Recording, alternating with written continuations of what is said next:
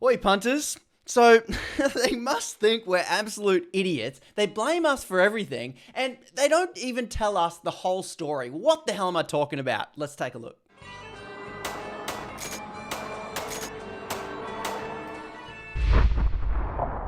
Oh, while you're there, hit the like, subscribe, and bell icon so you know when I'm dropping the next video. On with it. Here's what got me so riled up.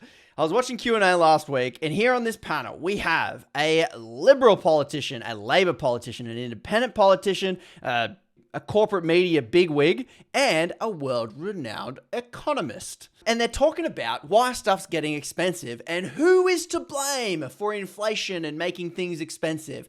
Let's, first off the rank, ask the Liberal Party member, who are you blaming? Whose fault is it that things have gotten expensive? Give you a hint, it's your fault. Let's watch. Now, at the root of the taxes, which is being, that's bracket creep, and those high interest rates, is inflation. So inflation drives it all.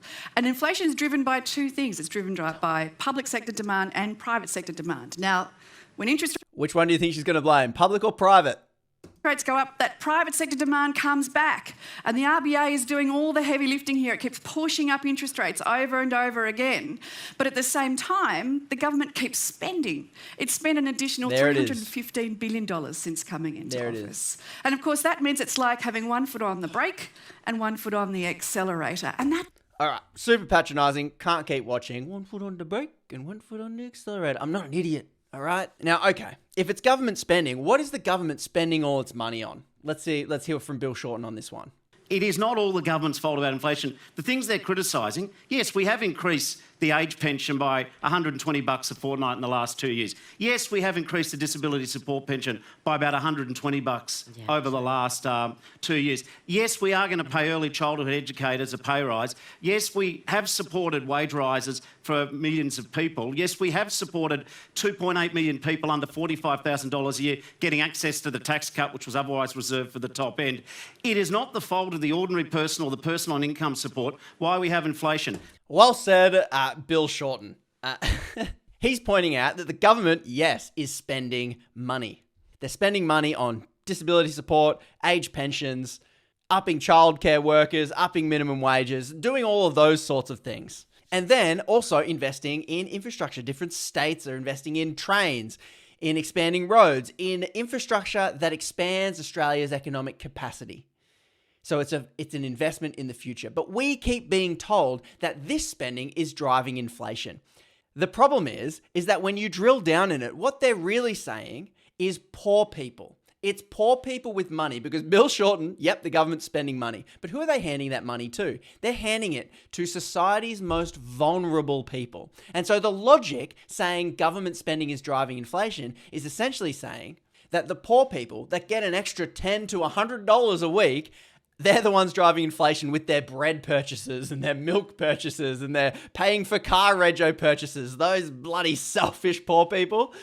It just doesn't stack up. The percentage of population that are in that bracket is quite small, and their spending is on necessary goods. So when you hear the argument that government spending is driving inflation, that's a roundabout way of saying you, everyday punters and poor people, you're the ones driving inflation. And you know what? I just don't buy it.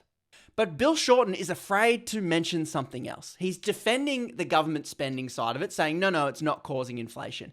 But there's something he's not mentioning, and honestly, he's afraid to mention it. What is it? Well, it might in fact be this.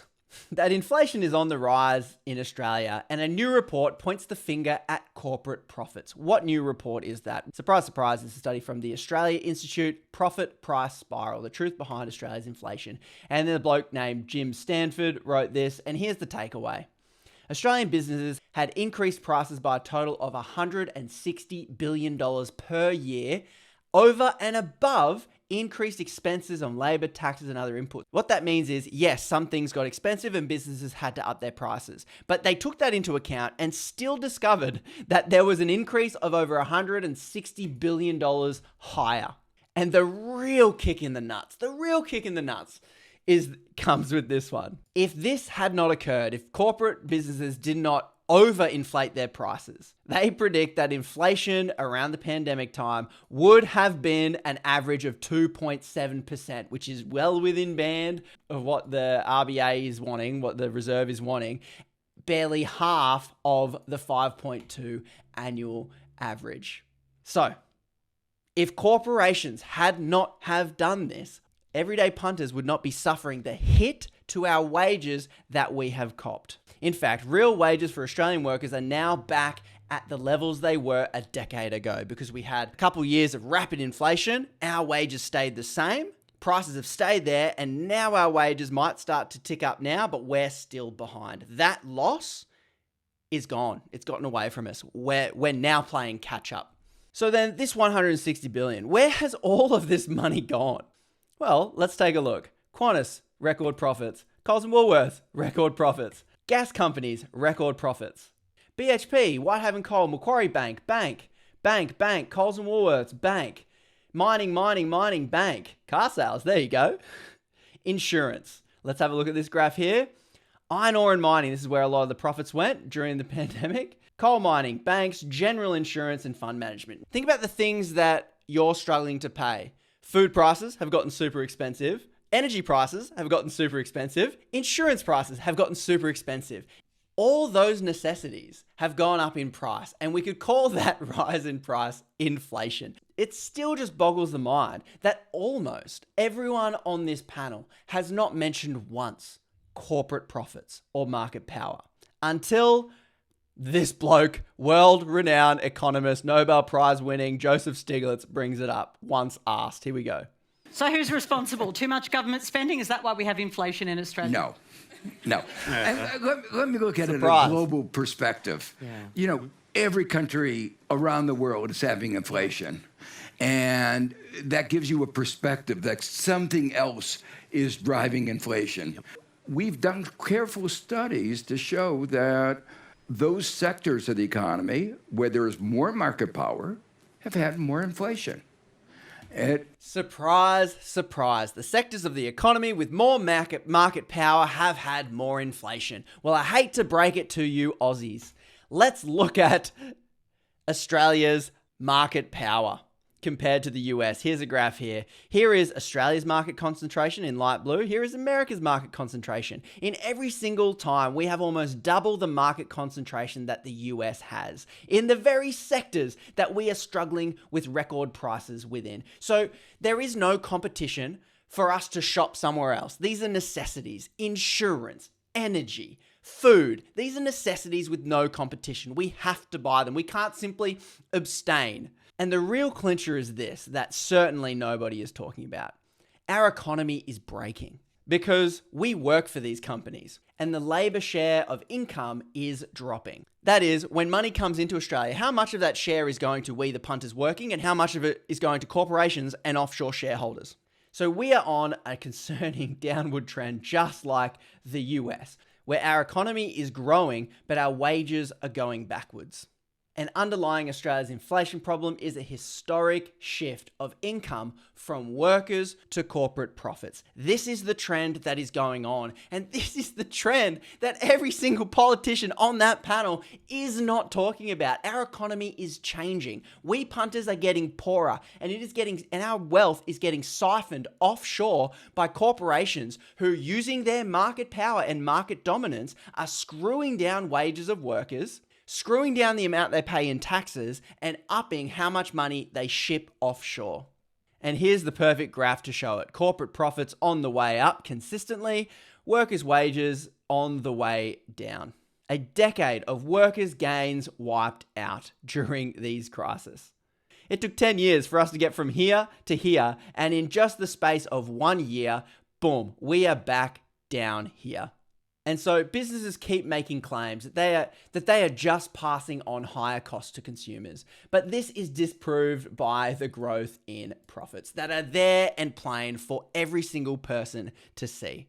And this bloke on the end here, who's the ex-editor or outgoing editor-in-chief for the Financial Review, He has the nerve to sit on television and deny everything that this economist is saying. There's all the data I'm showing you is saying, and he just sits and flat out denies it all. Watch this. He really doesn't like the story I'm telling. Corporations hate this story, and they've made sure each politician never talks about it. And he will blatantly just tell us it's not true. First, got to say on Joe's thing, the idea that corporate power has got much more powerful, corporates have got much more power in Australia over the last 20 years is nonsense. I come from the traditional media company. There's no corporate power in a traditional media company. So anyway, he'll go on to say there's no corporate power in media companies. There's no corporate power anywhere. I'll just ask you, mate, where the bloody hell do you think those profits are coming from? Just to be as fair and balanced as I can, I understand that this corporate profits narrative, corporate profits driving inflation, is disputed. Here's an American article, because the same thing's happening in America too. And here is a back and forth between a couple of economists, this article here that I won't go into now, where they dispute this fact. And if you want to find, if you want to disprove, the theory I'm piecing together from other economists, this article here also has a great back and forth between two economists, Richard Dennis and Dr. Byrne, another economist. They disagree and they go back and forth. You can go over there if you want to make your mind up. So to me, it's just very concerning that every single politician on this panel and this corporate media sellout here, that every single one of them is ignoring these three here, or simply denying corporations' major role in driving up your cost of living, driving inflation, and driving down workers' wages. So to sum up, we have record corporate profits. We have record market concentration. We have small businesses in a rapid decline. We have workers' real wages going backwards. And we have a record historic shift of income going from workers to corporate profits. All while politicians treat us like idiots and not even mention it. Now, I want to give a tiny bit of credit to Labor here. Labor, classic, too afraid to actually deal with the real underlying causes and the issues here, which are these corporate people that they are very afraid of. But under Labor right now, wage growth has finally begun. So from this point on right now, we're not going backwards. We copped a 10-year hit, but from this point right now, we're not going backwards. And a lot of it is due to the spending that the government is doing. So do not listen to any politician that tells you that it's government spending that is driving inflation, that it is poor people driving inflation, that it is everyday punter spending that is driving inflation. There are far bigger things in our economy at play here than we lowly punters buying some bread. So massive thanks to We the Punters over on Patreon. These are the punters that support me, keep me making videos that I think are important and not just the ones that get the clicks. I have a podcast that comes out every Wednesday. For this week only, I've currently got t-shirts on pre-sale. So if you believe in policy over party, stuff your party loyalty, give me good policy, then you can head over to punterspolitics.com. Hit the like, hit the subscribe, hit the bell icon, and shares with a punter who might not know just how scammed we're getting. And I'll catch you in the next episode. Cheers, punts.